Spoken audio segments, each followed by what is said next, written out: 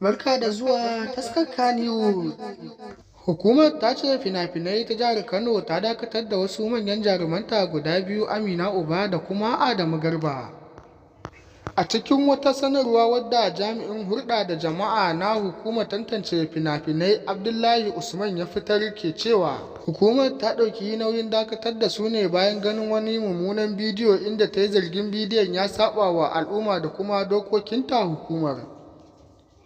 Bayan tattaunawa ta musamman wadda muka yi da shugaban tace fina-finan Abdullahi Al-Mustapha, za mu sa muku kaɗan daga cikin tattaunawar tamu inda za ku ga abin da ya bayyana wa duniya cewa sun dakatar da Adamu Garba ne sakamakon cewa wannan bidiyon ya saba wa dokar addinin Musulunci da kuma al'umma gaba ɗaya. Kuma wannan bidiyon zai zama sanadiyar lalacewar tarbiyyar iyalai da kuma mutane da dama. Kar ku sha'afa da jin labarai idan wannan ne farkon zuwan ku daure ku danna subscribing kana ku taɓa alamar ƙararrawa. Hakan shi zai bada goyon baya da amannan kawo su cikakkunin muhimman rahotannin. Idan kuna tare da mu za ku iya bayyana mana ra'ayinku dangane da jin wannan labarin.